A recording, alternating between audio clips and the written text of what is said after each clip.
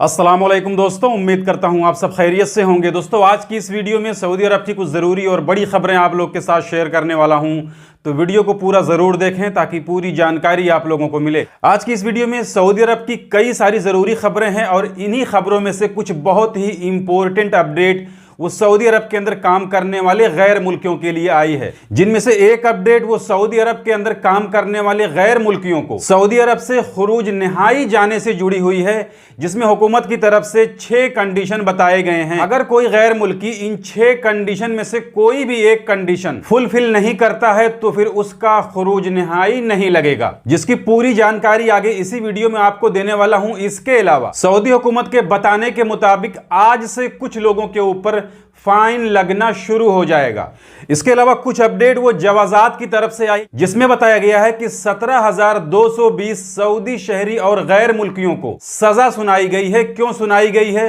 वो भी आगे इसी वीडियो में आपको बताने वाला हूं। इसके अलावा एक अपडेट वो टिकटॉक से जुड़ी हुई है, जिसे अब पूरी तरीके से बंद करने के लिए हुकूमत ने ऐलान कर दिया है। इसके अलावा भी कई सारी जरूरी खबरें हैं, तो वीडियो को शुरू से लेकर आखिर तक जरूर देखें ताकि पूरी जानकारी आपको मिले। तो वीडियो की सबसे पहली अपडेट, जैसा कि आप सभी जानते हैं कि डच का जो जियोलॉजिस्ट रिसर्चर है जिसका नाम फ्रैंक है, जिसने तुर्की में आने वाले भूकंप की भविष्यवाणी की थी, उसने एक बयान दिया है जो काफी डरावना है। उसका कहना है कि मार्च के शुरुआत में, यानी इसी महीने के शुरुआती दिनों में मिडिल ईस्ट यानी गल्फ में 8 डिग्री मैग्नीट्यूड तक के भूकंप आने की संभावना है, जिसके लिए उसने कहा है कि मिडिल ईस्ट के सेंटर में यह भूकंप आ सकता है। तो देखिए, ताज्जुब वाली बात इसमें यह है कि इस रिसर्चर ने, जिसका नाम फ्रैंक है, जो डच मुल्क का है, जो एक जियोलॉजिस्ट है यानी इसी चीज का माहिर है, इसने अभी तक जब जब भूकंप की भविष्यवाणी की है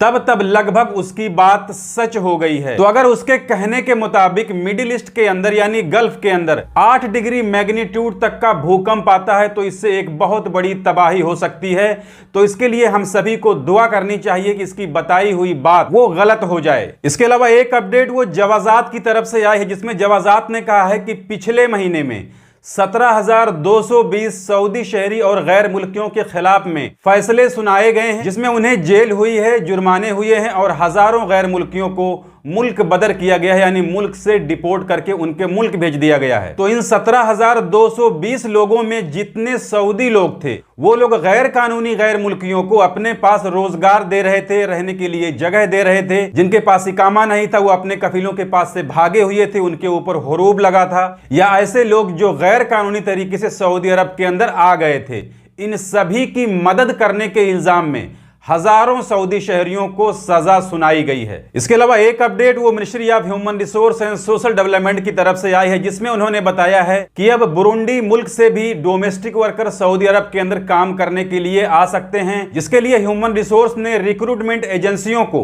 बुरुंडी मुल्क से डोमेस्टिक वर्कर मंगवाने का जो चार्ज होता है वो 7,500 रियाल फिक्स किया कि कोई भी रिक्रूटमेंट कंपनी उस मुल्क से डोमेस्टिक वर्कर मंगवाने का जो चार्ज होता है वो 7,500 रियाल से ज्यादा चार्ज नहीं कर सकती है। इसमें टैक्स जो होता है, वैट जो होता है, वो शामिल नहीं होता है, जो 15% है। इसके अलावा एक और मुल्क ने टिकटॉक एप्लीकेशन पर पूरी तरीके से पाबंदी लगाने का ऐलान कर दिया है। तो देखिए, ये अपडेट कनाडा की है, जिसमें कैनेडियन गवर्नमेंट का कहना है कि अब कनाडा के अंदर टिकटॉक को पूरी तरीके से बंद किया जा रहा है, क्योंकि ये एप्लीकेशन साइबर सिक्योरिटी के लिहाज से ठीक नहीं है। तो इसके लिए सऊदी अरब के अंदर भी बातचीत चल रही है, हो सकता है इस एप्लीकेशन को बहुत जल्द बंद कर दिया जाए। इसके अलावा एक अपडेट वो सऊदी ट्रैफिक अथॉरिटी की तरफ से आई है। तो देखिए, लगभग 1 महीने से सऊदी ट्रैफिक अथॉरिटी की तरफ से एक वार्निंग जारी किया जा रहा था, जिसमें यह कहा जा रहा था कि लोग अपनी खराब गाड़ियों को, जो नेगलेक्ट हो चुकी हैं, खराब हो चुकी हैं, चाहे वो मोटरसाइकिल हो,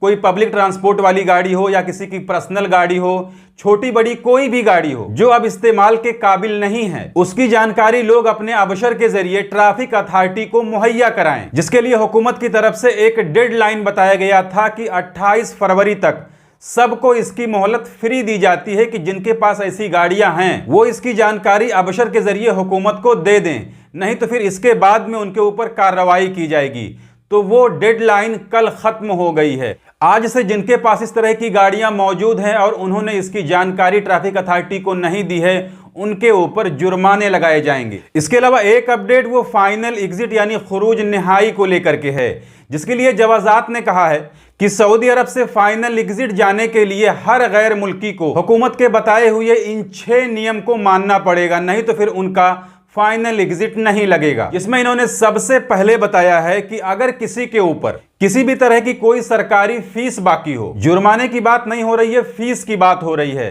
तो अगर किसी के ऊपर कोई फीस बाकी हो तो उसे पहले जमा करना पड़ेगा। इसके अलावा अगर किसी के नाम पर कोई ट्रैफिक चालान हो या कोई फाइन हो तो पहले उसे पे करना पड़ेगा। इसके अलावा किसी के ऊपर कोई कर्ज हो, यानी अगर किसी ने सऊदी अरब के अंदर किस्तों पर यानी इंस्टॉलमेंट पर कोई चीज खरीदी हो, जैसे मोबाइल हो गया, कंप्यूटर हो गया या और कोई चीज हो गया, तो जब तक वो उसे पे नहीं कर देगा उसका फाइनल एग्जिट नहीं लगेगा। इसके अलावा अगर किसी के नाम पर इंटरनेट या सिम कार्ड यानी मोबाइल फोन का बिल है तो उसे भी बिना पे किए खुरूज निहाई नहीं लगाया जा सकता। इसके अलावा अगर किसी के नाम पर कोई गाड़ी रजिस्टर्ड हो तो जब तक वो गाड़ी किसी दूसरे के नाम पर ट्रांसफर नहीं होती है या फिर उस गाड़ी का रजिस्ट्रेशन कैंसिल नहीं किया जाता है, तब तक वो गैर मुल्की फाइनल एग्जिट नहीं जा सकता जिसके नाम पर वो गाड़ी थी। इसके अलावा जिन्हें फाइनल एग्जिट जाना है उनके पासपोर्ट की वैलिडिटी कम से कम 60 दिन होनी चाहिए, यानी जब वो फाइनल एग्जिट का वीजा लगवाएं उसके बाद से 60 दिन उनके पासपोर्ट में बाकी होना चाहिए।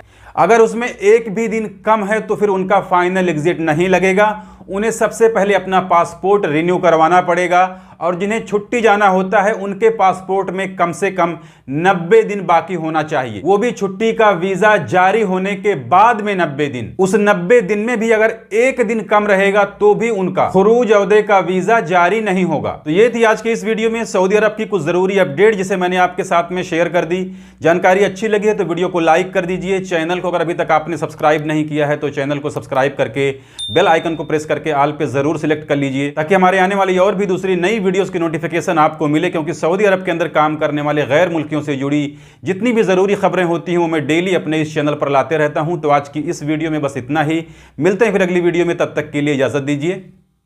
खुदा हाफिज़।